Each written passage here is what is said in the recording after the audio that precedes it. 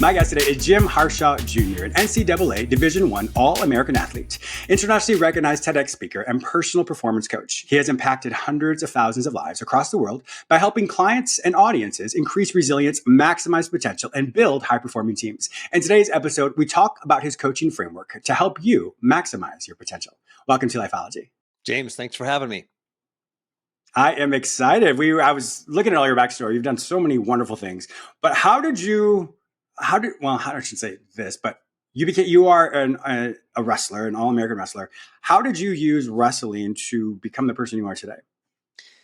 You know, wrestling has given me so much. Like, it's opened so many doors for me in my life. And, you know, it was the failures that you go through as an athlete, the failures, the successes, the framework and infrastructure that you have in your life as an athlete has really informed, you know, not only who I am and how I operate my life, but even my coaching framework. But so I was a high school wrestler, then a college wrestler, and an All-American. Then I became a Division I head coach as well. So wrestling has been part of my life for a long, long time. That's amazing. I was reading, I think it was 16 years into your career as a wrestler, and everything just changed for you because you unfortunately had not won that final match. How was that for you to work so hard for something? And then, unfortunately, you didn't win that. How is it to sit in that locker room and experience those feelings? Yeah, you know, it was my junior year in college, and you're right, it was the end of my 16th season of competition, and I'd never achieved any of my goals. Like, really, even in high school, I never achieved any of my goals in high school. My goal was to be a state champion. I never even got onto the podium, let alone the top of the podium. But I got to college, and you know, my goal in college was to be an All-American. And to be honest, I didn't even really have that goal at the very beginning because I didn't even know if I belonged wrestling at the Division I level. And I was part of a top 10 recruiting class, top 10 in the country. But I was like the asterisk at the bottom. It probably would have been ranked higher if I wasn't in it, you know? But you know, I made the starting lineup as a freshman, which is a big deal for me. And then I qualified for the national championships, which is a huge deal. But to be an All-American, you have to win at least 4 matches at the national championships. You have to finish in the top 8 in the country to be considered an All-American, to be awarded the All-American sort of recognition. And my freshman year, I qualified for the national championships, but I failed. You know, my sophomore year, I qualified for the national championships, and I failed. Again, my junior year, you know, was pretty much a repeat of the prior 2 years. I qualified for the national championships, and I failed. And so, you know, this moment you referenced, like, I'm sitting in the locker room in tears, like with my face buried in a towel, thinking, like, what's wrong with me? Am I not good enough? Am I not smart enough? Am I not capable enough? Maybe it's just not in the cards for me. And I know a lot of your listeners are feeling that now or have felt that. Like, what is wrong with me? Like, why? I'm working so hard. I'm doing everything I can do. Why can't I get to that next level? And I had dedicated, James, my entire off season between my junior year and my senior year to figuring out what is it that I'm missing, because I was voted by my teammates for 3 consecutive years and my coaching staff the hardest worker on the team. I mean, I was showing up early, staying late, watching film, extra weightlifting sessions, you name it. I was doing the work. And I think a lot of folks who listen to this kind of podcast can understand that, right? You're grinding, you're working hard, but like, what's the missing piece? And for me, I set out that entire off season to figure out what that missing piece was. And I traveled around the country, and I was working as just a camp counselor at wrestling camps. And these camps would bring in like Olympic gold medalists and, you know, national champion and national championship coaches. And I would always find a way to like pick their brains and like, what am I, you know, do I need to, you know, do more strength training? Do I need to be more flexible? Do I need to learn new skills? And by the end of the summer, I realized like I never figured this out. And it was the night before the very first competition of my senior year, my last year of competition.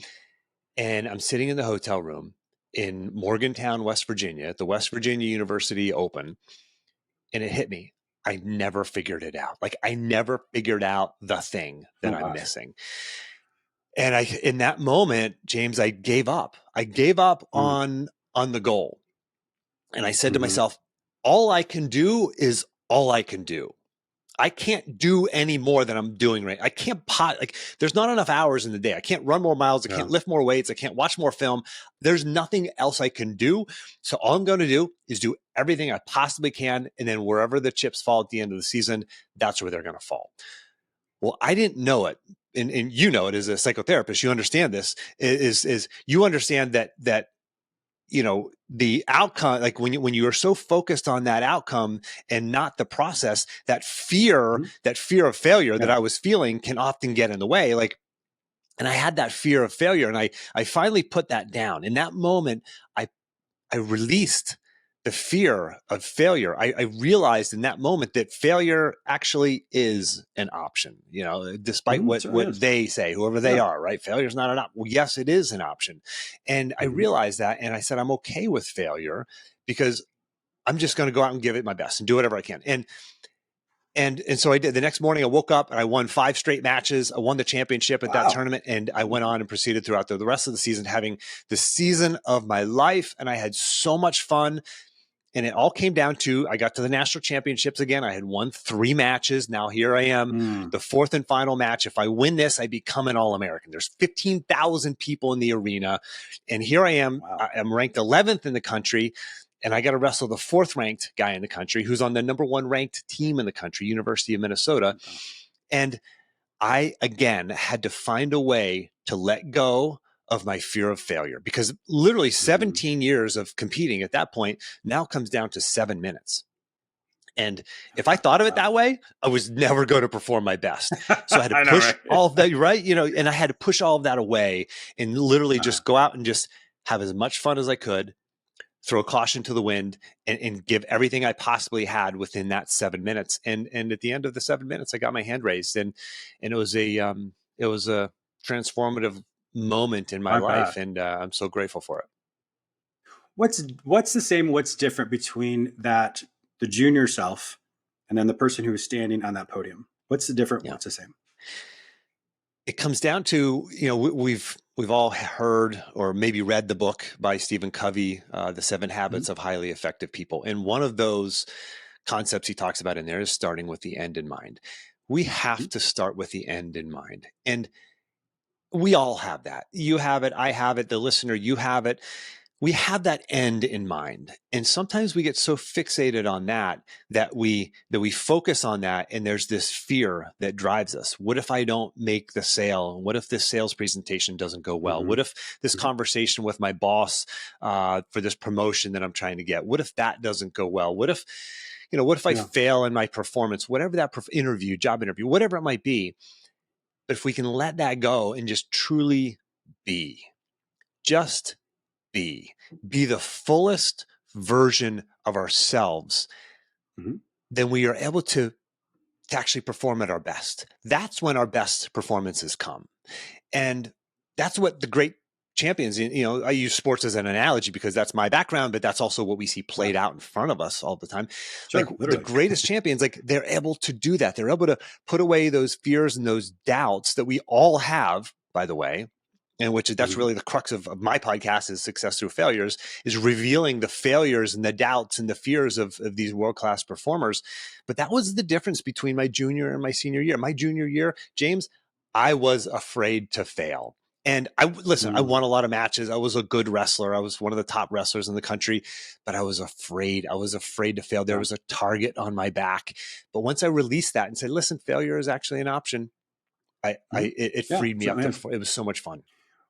This is an obvious response, but I do want to ask this because I want to make sure everyone understands your version of this, which is probably the same as everybody else. What is your definition of failure?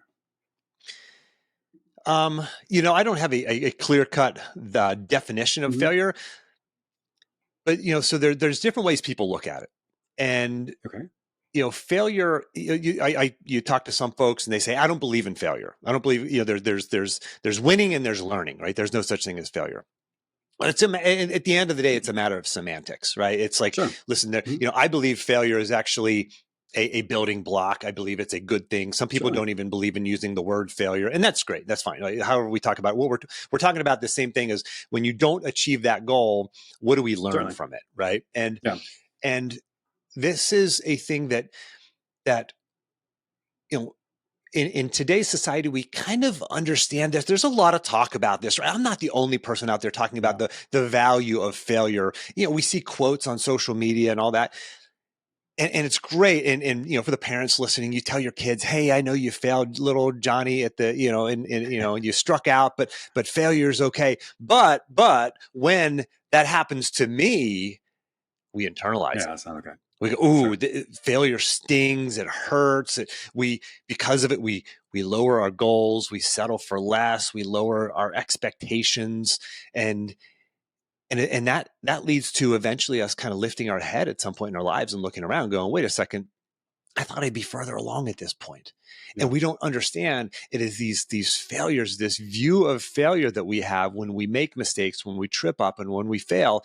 There's this little voice inside of us that says, see, I told you so. I told you weren't good enough. You weren't smart enough. You weren't capable enough. It's not in the cards for you. All those things that I was thinking, all those thoughts come back. So in terms of the definition of failure, failure is it's a building block for success. It is a necessary step on the path to success. We don't listen. I'm not saying we seek it out. I'm not saying we want it. I'm not saying we should fail and walk away whistling Dixie and smiling and thinking this is great.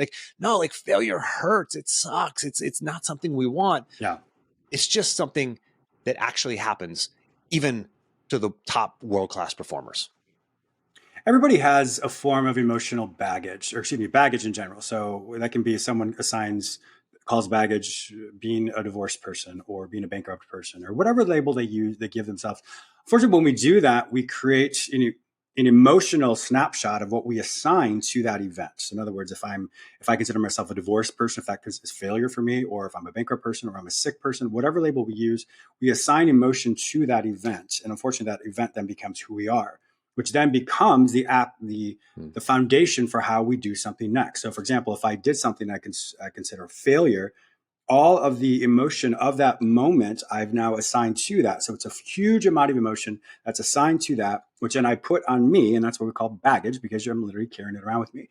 And so when people struggle with looking at one event and that defines them, we forget retrospectively. In other words, when we look at the past, if you wait a second longer, something builds off of that. My viewers and listeners always hear me say every event in our life is like a jigsaw puzzle piece. One jigsaw puzzle piece links with another one, which links to another one, which then creates the picture. There are many things in our life we know where like if we're doing a jigsaw puzzle, we know where the boundaries are, the corners. That makes sense. But some of those pieces just don't make sense. Like, where in the world is this going to go? And that's the same type of thing when it comes to failure or those situations. But if you wait a little bit longer, you see how it links to something else. Either a door opened for you, or an opportunity came about, or something happened. And so if we get stuck in that one moment of that jigsaw puzzle piece, for lack of better words, then unfortunately that is the failure. But bigger perspective allows for it to be a part of something as opposed to only being one thing. Yeah. There's a great quote by Steve Jobs. He said, we can't connect the dots in our lives looking forward, only backward. When we look back, we can see that failure that, James, you've experienced, that I've experienced, again, for the listener, you've experienced these failures that we've experienced, we can look back and we can see the value from them, right? And listen, some of them were like, yeah, I still wish they didn't happen, but I guarantee you can look back on your life and go, I'm grateful for that failure. I'm grateful for that setback, because it has led to this new amazing thing. And it happens all the time with my coaching clients. I understand, they lose their job, or they get downsized, or something bad happens in their life. And I say, listen, just trust me. Like, I know it's gonna be hard to hear this, but good is going to come from this. And then, 6 months later, a year later, we're looking back and going, wow, look at, we hoped that something good would come from this. And look, it has. And so we really have to, it's easy to hear this on a podcast right now, right? You're on the treadmill. For the listener, you're on the treadmill or on your commute to work or walking your dog or whatever, right? And you're listening to this, but can you actually internalize this? Can you actually take this with you so that tomorrow morning, when you get that email that you were dreading, or a week from now, that thing happens that you were hoping didn't happen, or you fail at that next thing, can you actually look at that and say, listen, I don't know where this is going to go. I don't know what the next piece, how this piece of the jigsaw puzzle fits. I don't know, but I'm going to trust that it will fit well, and this will be an opportunity for me to grow. And if you can make the choice, like consciously at a conscious level, make the choice of saying that, of saying those words, of believing those things and thinking those things, even though it's hard, even though it sucks, even though it hurts, even though you're embarrassed or whatever it might be, if you choose to think that, then good things will come from it. Yes. I want to transition into your podcast. Why don't you tell us more about it? Yeah. So success through failure. And, this was, I gave a TEDx talk titled Why I Teach My Children to Fail, which was really the genesis of the podcast. And it was largely about my career as a wrestler. And, it was failure through high school, failure through college until my senior season, when I finally figured out the mental part of this. But the podcast is really about interviewing, world-class performers, Tim Ferriss and Jack Canfield, Ken Blanchard, Shannon Miller, Olympic gold medalists. Like, I interview Navy SEALs and Olympic gold medalists and CEOs and New York Times bestselling authors. And we talk about not only their successes and their strategies for success, but also tell me about a time when you failed. And man, James, they reveal these failures that we don't see from the outside looking in. We just see them on the top of the on the top of the podium, right? But we don't see these failures along the way. And we just look at these people and we kind of go, oh, it was just easier for them. They had the degree or the connections or the charisma or the money or the whatever. But I don't have that. Woe is me.